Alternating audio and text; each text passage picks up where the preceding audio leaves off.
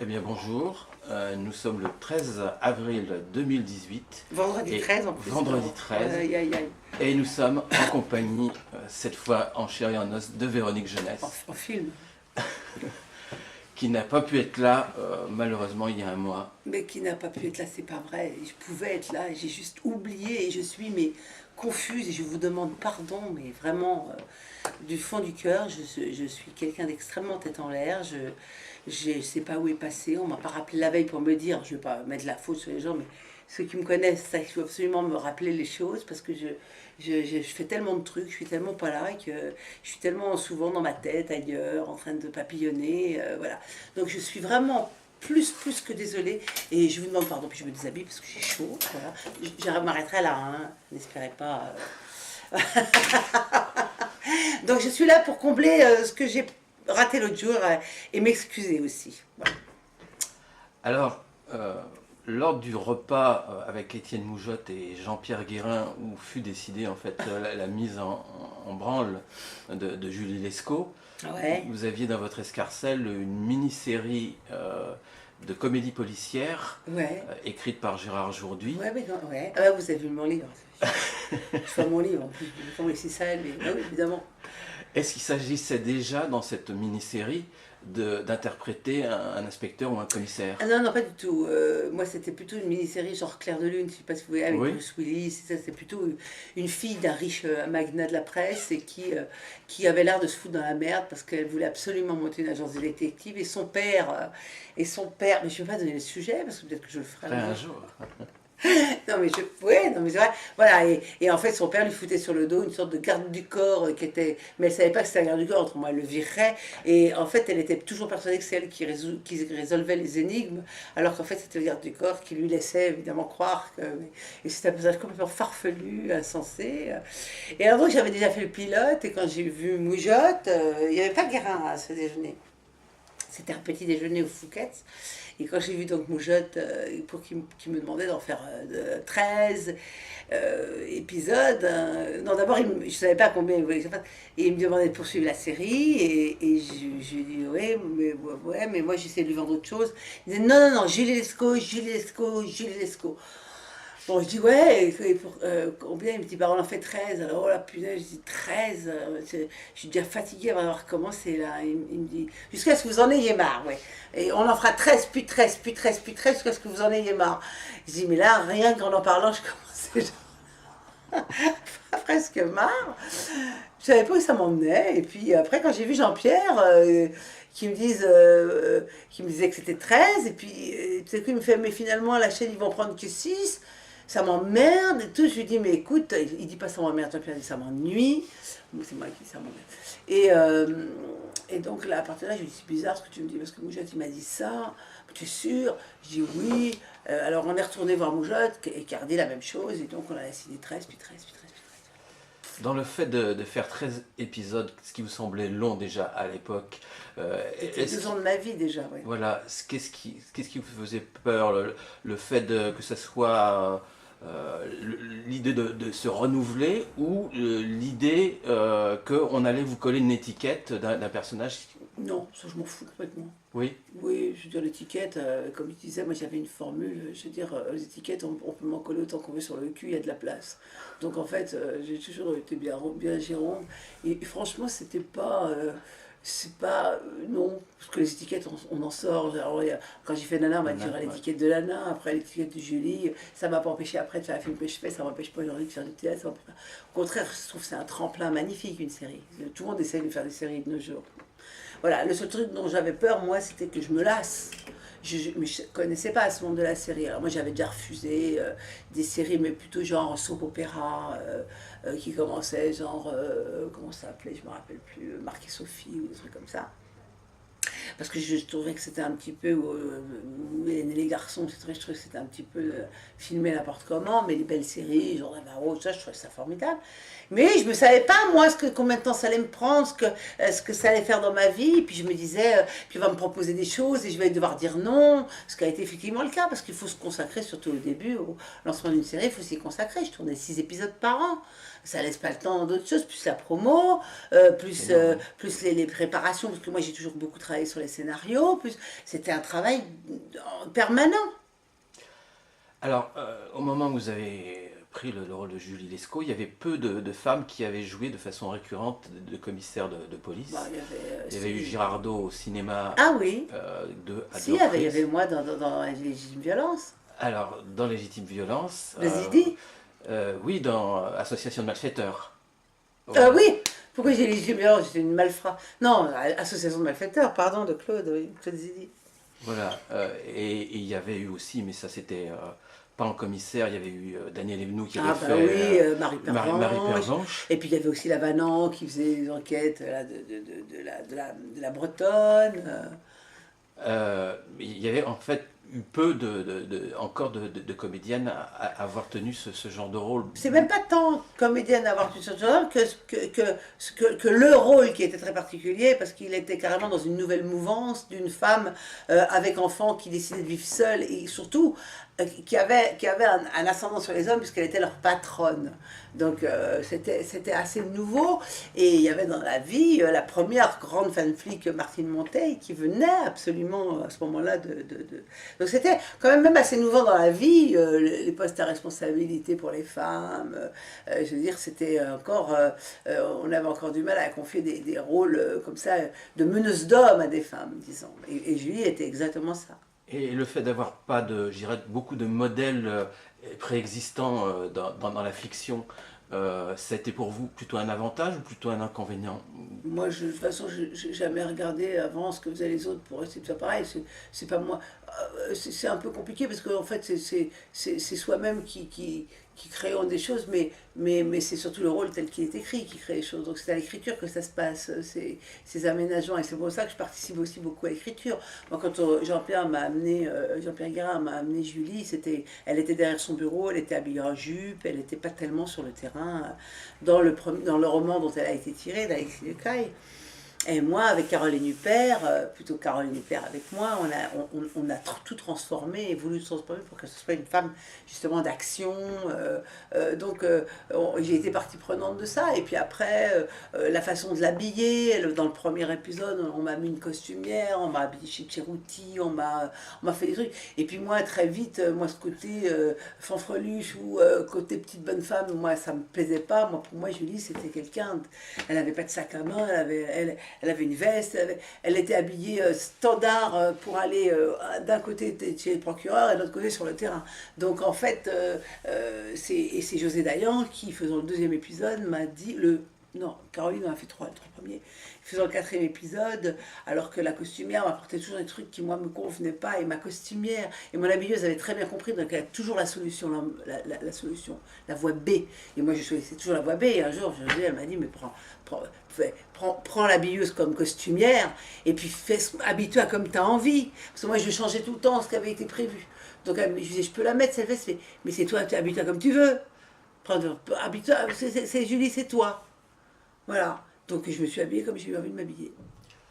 Quand on lit votre biographie, on a le sentiment que le rôle de Julie Lescaut, enfin un rôle de ce type, vous était un petit peu prédestiné, puisque vous, enfant, vous ne rêviez pas d'être la Belle au bois dormant, vous rêviez plutôt d'être Zorro, un pirate, et vos jeux, c'était le Club des Cinq. Ouais, j'étais Claude. Et vous étiez avec des garçons, où vous meniez une bande d'équipe. Ah oui. Puis j'ai toujours été avec des garçons et j'ai toujours joué comme un garçon et j'étais Thierry Lafronde, j'étais Zorro, j'étais jamais celle qui avait les crinolines, je détestais ça, donc toujours, mais moi j'étais un garçon manqué et en fait j'étais bien obligée un jour d'être une femme parce que je me suis mis à avoir de la poitrine et avant quand on m'habillait j'avais un pantalon et j'avais un pull et on me disait jeune homme partout et puis un jour on m'a dit mademoiselle, même quand j'avais mes sabots, mon pull marin et mon jean, c'était mademoiselle parce que de toute façon c'était... Alors, je dis, tu en veux, mademoiselle, je vais t'enfiler, moi, dit mademoiselle.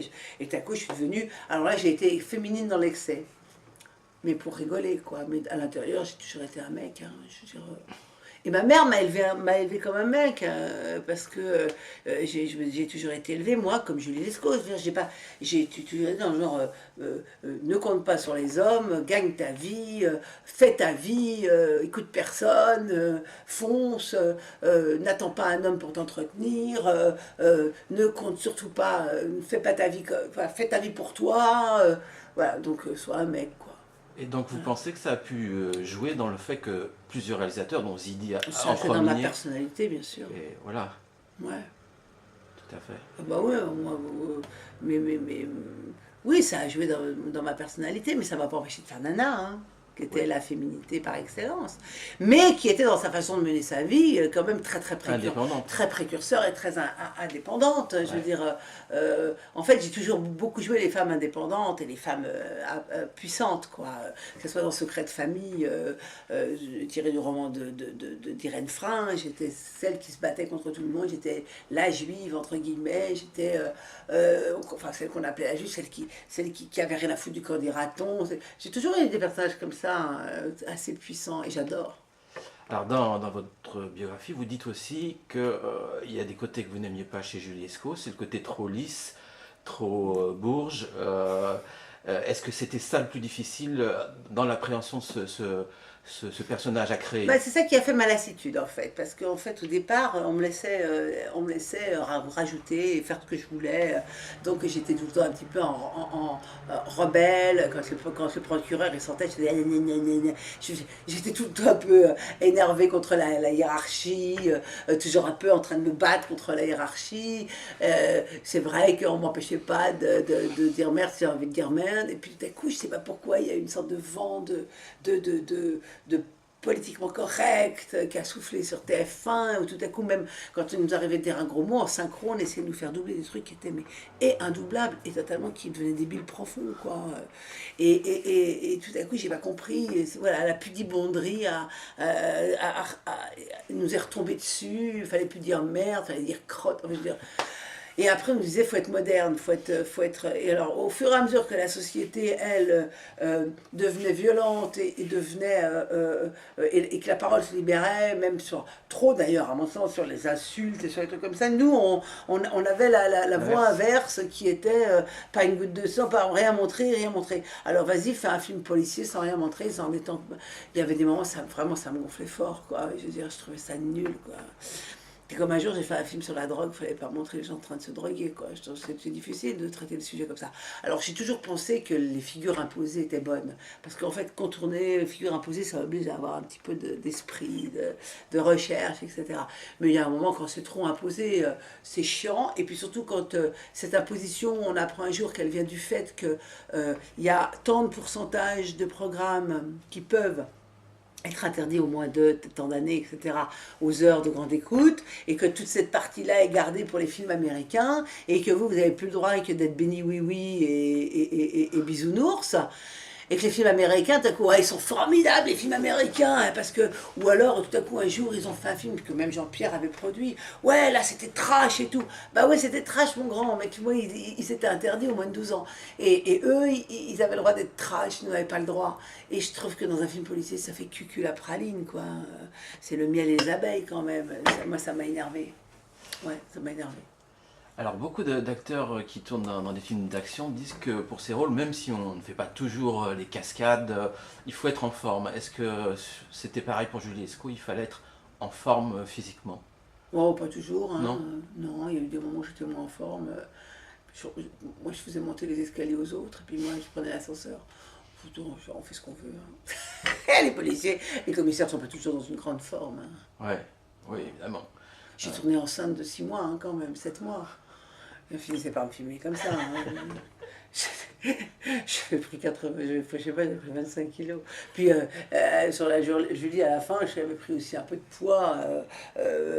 Voilà, bon, moi, je le repère après, quoi. Mais de toute façon, c'est toujours mieux d'être en forme. Mais bon, en même temps, c'est la vie, hein. Si on n'est pas en forme et qu'on a du mal à monter l'escalier, ben, s'il y a un ascenseur, on le prend. Autrement, si on doit courir pour monter l'escalier, on fait courir les mecs et puis on arrive après la bataille. C'est ce que je faisais souvent. Je dis, attendez, je la mets en jupe, alors moi je l'ai mis en jupe, je dis, attendez, en jupe, hein, ça va, c'est bon, elle a passé l'âge des conneries. j'arrivais, je montais, donc je ne les montais pas, quoi. Est-ce que vous aviez des conseillers policiers sur Jules Lescaut? Est-ce que sur le plateau ou en C'est pas à dehors, en moi d'avoir des formation? conseillers policiers, c'est pas à moi, mais on en avait, mais c'est pas à moi de les avoir, c'est aux auteurs. Oui. C'est-à-dire, et ben nous on en avait, moi je parlais beaucoup avec Marie Monteil, et puis il y avait des petites fliquettes qui passaient devant et qui nous disaient, ah là ça a changé, on dit plus ça, on dit ça, on fait pas ça, on fait comme ça, là c'est pas comme ça, c'est... Voilà, donc on se renseignait, oui. On avait des copains qui passaient sur les tournages. Voilà, mais vous n'étiez pas à faire 15 jours de stage Ah non, non, puis moi, c'est une fiction, hein. Attendez, non, ça va, c'est une fiction, je suis pas là pour faire un documentaire sur la police. De toute façon, c'était impossible de faire avec les conditions dont je viens de vous parler, dans le genre, pas dire un truc de traviole et tout, on peut pas faire un truc sur la police, quoi. C'était donc pas un documentaire, c'est une fiction. Et on avait planté ça dans une ville hypothétique, les Clairières, donc c'était aussi des lois un peu hypothétiques, on s'en foutait un peu, quoi. Non, c'est pas... Mais les flics adoraient, hein, parce qu'en fait, ce qui était important, c'était l'esprit et l'image que ça donnait de la police, qui était très sympathique. positive. Et positive. Est-ce qu'il y a des scripts de Jules Lescaut que vous avez refusés? Mais je ne pouvais pas les refuser, parce que j'avais les synopsis au départ. Donc les synopsis étaient acceptés ou pas. On a des fois empêché des trucs parce que, comme par exemple quand Jennifer Loret, qui jouait ma fille, a été enceinte, comme les mecs, ils ont souvent pas une idée très très précise de combien de temps ça dure et qu'on n'est pas des éléphants, ça dure pas 2 ans.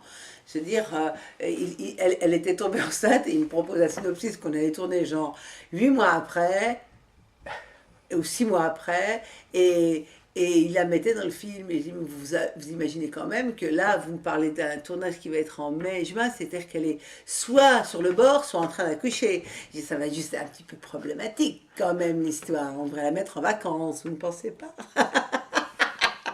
Voilà. Mais c'est drôle à quel point ils avaient... Je suis enceinte. Ah bon. Puis après, non, ça calcule pas. C'est drôle, hein. C'est étrange, c'est étrange. Parce qu'il fonctionne. Donc j'évitais des petits écueils comme ça. Puis puis après, non, c'est ceux qui se chargeaient de jeter les scénars. Moi, ceux qui étaient proposés à la chaîne, on me les avait proposés, j'ai trouvé les idées bonnes. Après, il y avait l'écriture. Mais ouais, il m'est arrivé d'arriver aux écritures et on a eu des coups de gueule parce que tout à coup, moi je disais, mais non, mais ça c'est pas possible. Moi je faisais réécrire les scènes avec les filles ou des fois Alexis me laissait assez libre, donc je lui proposais des choses, il les prenait ou il les prenait pas, enfin voilà quoi. Il y avait une improvisation des fois sur Beaucoup, les... oui. Oui, d'accord. Beaucoup, mais c'est pas réellement de l'improvisation. Moi, j'ai une façon de travailler qui est très, justement, de travailler très en amont sur les textes, hein, et donc du fait que je travaille très en amont, je me les approprie, je sais exactement pourquoi cette chose a été écrite, quelle est dans la scène, pourquoi la scène est là, à quoi elle sert, ou à quoi elle sert pas, si c'est juste une respiration, et qu'est-ce qu'elle doit montrer, etc. Donc j'ai ça, et à partir de là, quand vous savez tout ça vraiment bien, vous êtes libre, hein. Parce que l'essentiel, il ne faut pas l'oublier, mais après c'est libre.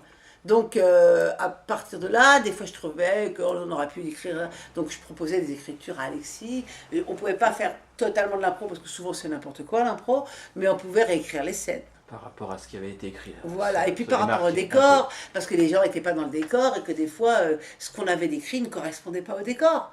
Donc, il était obligé de l'aménager pour le mettre dans le décor.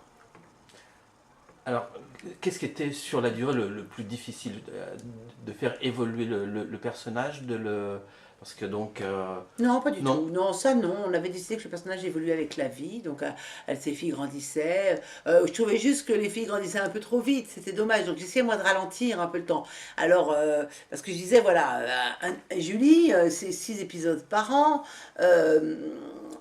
On n'est pas obligé de faire venir les filles, il y a plein de choses à traiter qui sont que les filles, elles peuvent évoluer doucement, quoi.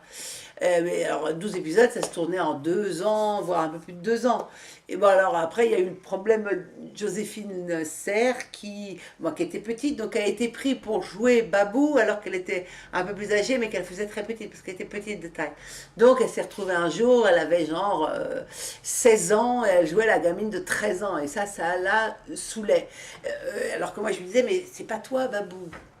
Babou, c'est la fille de Julie. Oui, mais je vais être une... On avait des explications, elle était adorable, hein, mais elle avait des problèmes avec ça, et je pouvais le comprendre aussi, elle avait d'autres aspirations. Jennifer était un peu plus là-dedans, plus souple, et plus elle avait compris C'est un l'intérêt jeu. de traiter que c'était un jeu.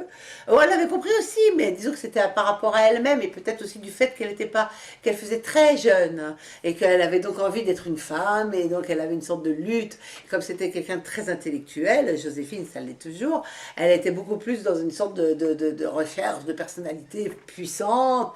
Et Jennifer, qui est quelqu'un plus de sensuel, c'est-à-dire d'actif par rapport à la vie. Je dis pas qu'elle n'est pas intellectuelle, je dis qu'elle n'intellectualise pas.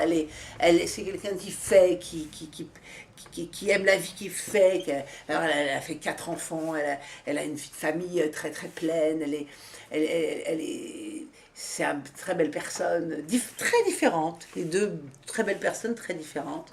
Donc voilà, donc c'était plus difficile pour Jojo que pour Ginny. Alors, il y a une volonté marquée, bien sûr, de donner une image plus dynamique de la femme à travers cette série. Alors, bien sûr, à travers le personnage principal. Aussi, il y avait le souci de donner la réalisation à des réalisatrices. Oui, Est-ce que aussi c'était bien ça. oui, le souci aussi de donner des personnages secondaires mais importants à des femmes, dans les personnages de flics par exemple, est venu progressivement. Non, non. Non, non, non, il y a toujours eu, on a toujours essayé de faire une parité, comme on a essayé de faire une parité aussi au niveau de la diversité des origines, Mousse dès le départ, puis Samia, puis on était très, non, on voulait Kaplan, qui était le côté de confession Juive. juive, voilà, donc on essayait d'avoir vraiment une sorte de diversité comme elle existe, hein, comme elle existe. On avait même pour mot d'ordre, on s'était dit, on s'en fout, quand il y a écrit un médecin, bah, ça peut être n'importe qui un médecin. Ça peut être voilà, jaune, un chinois, n'importe quoi, un black, un maghrébin, n'importe quoi. Voilà, c'est pas, c'est pas. Et on était plus dans ce truc-là. Et puis. Et les femmes, pareil, la parité femmes, on a toujours eu une femme dans l'équipe en plus de moi, donc c'était assez équilibré. Il y avait Mota, mais Mota n'était pas trop sur le terrain, c'était monsieur ordinateur, ce qui était paradoxal d'ailleurs, parce que c'est le seul qui ne savait pas servir d'un ordinateur.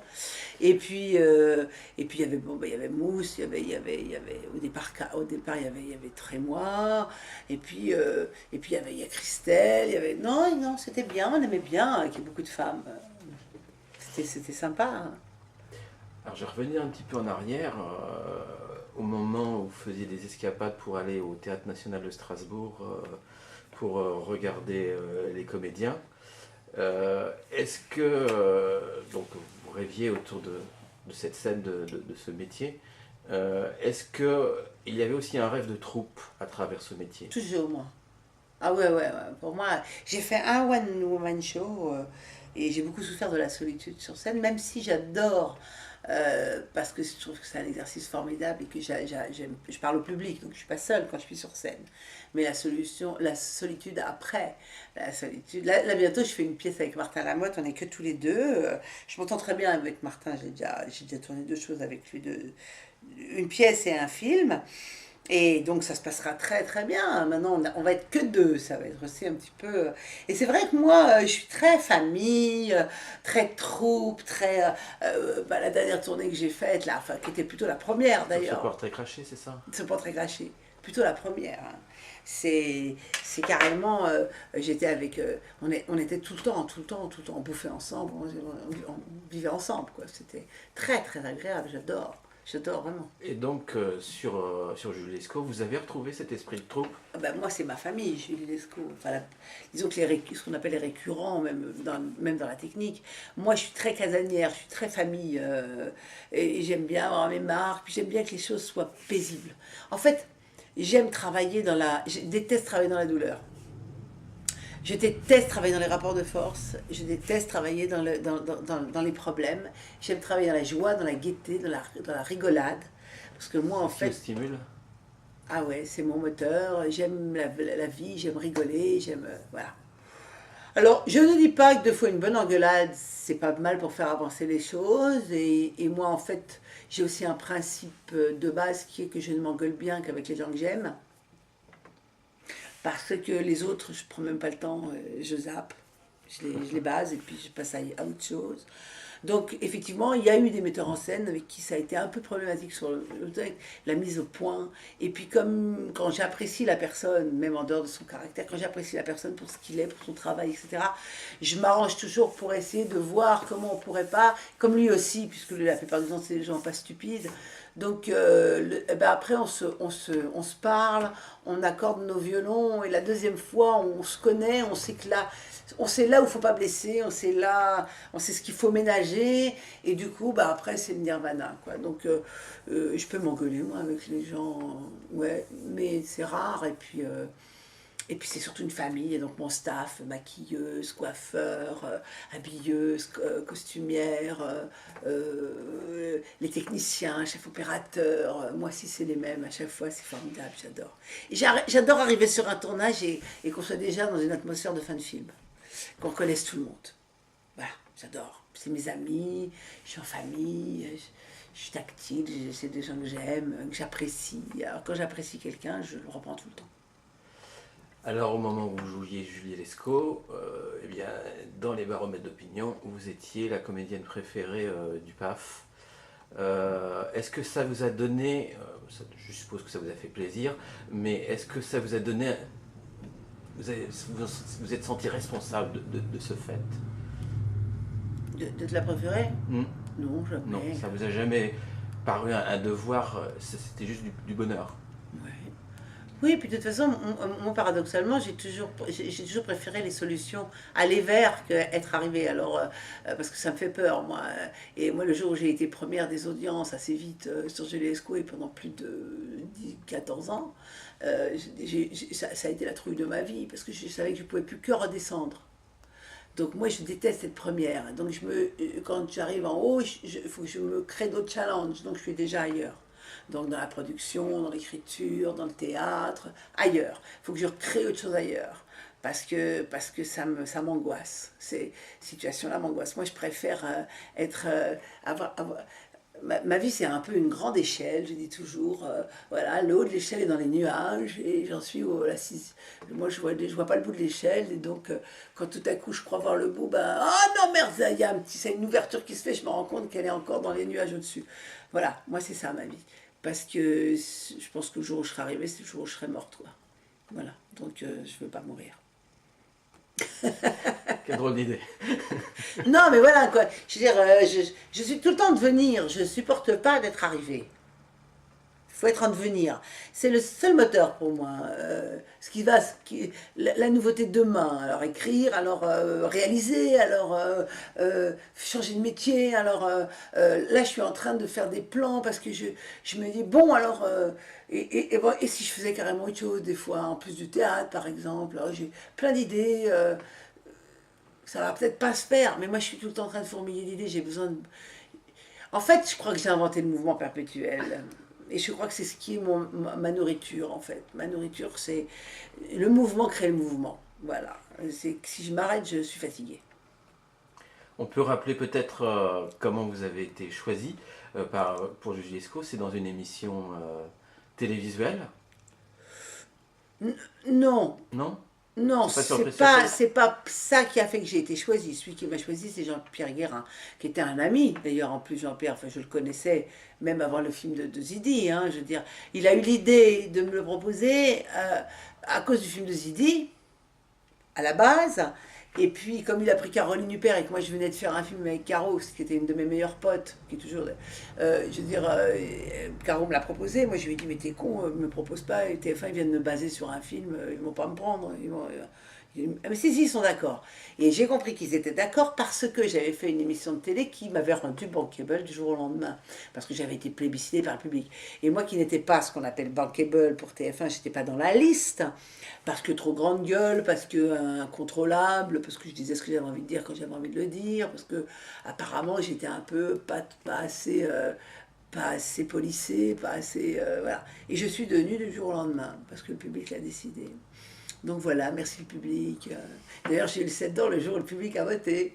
Avant, Nick Quick, va te coucher.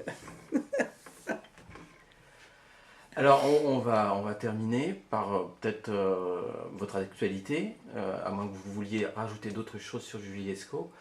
Bon, non, Julie, lisez le bouquin, comme ça vous saurez tout. Hein. 22 la Sur ma Julie, vie, c'est vrai que chez Michel j'ai Bertrand. raconté un peu. En fait, j'ai fait une grande journée de tournage. C'est Oui, finalement une grande journée de tournage que je raconte, mais où j'ai mélangé un peu tous les tournages que j'ai faits, en partant de Julie, finalement une journée de tournage, mais où je raconte finalement plein de tournages, quoi. Les coulisses. les coulisses, oui, oui, de la maquilleuse. Partout, la loge, Ouais. le trajet pour y aller, le matin les réveils intempestifs, les trucs voilà, que j'ai essayé de faire drôle parce que je trouve ça C'est plus. drôle. Voilà, En moi même c'est temps. drôle. Ouais, Voilà. oui. Et donc votre actualité, ce qu'on a bien compris, ça va être le théâtre. Ah, je commence à répéter bientôt là. Mais j'ai aussi des projets télé Oui, que je peux. Ben, j'attends parce que j'attends oui, qu'on se d'accord. décide ou pas, je sais pas Oui. encore. Voilà, et puis j'ai pas mal de projets. J'ai des projets avec Isabelle Mergo. Ah oui. Oui, on fait beaucoup de choses en ce moment ensemble. Voilà. Et le théâtre, ça va être d'abord à Paris et après en Peut-être tournée. non, c'est le contraire pour la première La fois et je fois. suis très heureuse parce que ah, je mets un chat dans la gorge, c'est pas grave. C'est d'abord une tournée pendant. Oh, ça va être octobre, novembre, décembre. Décembre, c'est seulement la moitié. Hein. Janvier, parce qu'il y a les fêtes, et quand il y a les fêtes, il n'y a pas. Et janvier, et une partie de février, pas beaucoup. Donc sur 4 mois, voilà, on a une cinquantaine de dates déjà, c'est pas mal. Avec Martin Lamotte, donc tous les deux sur scène, une pièce drôle, sur 5, on a 5 personnages chacun parce qu'on est, c'est 5 couples différents, ce qui est assez drôle à faire. Et donc j'ai hâte, j'ai très hâte, puis j'adore jouer avec Martin, donc ça va être super, je vais m'amuser. Et puis après, je m'arrête un peu parce que je pense mettre un truc en tournage pour les printemps 2019. On sera au théâtre à Paris avec cette pièce en septembre 2019 jusqu'à 2020 et puis je reprends une pièce après pour septembre 2020. Voilà. Et des films que j'essaie de caser entre Les emplois du temps. avril et août. Voilà. Eh ben merci. Merci Véronique Genet d'avoir Voilà. accordé cet entretien assez réellement vôtre. Merci beaucoup. C'était un plaisir. Merci.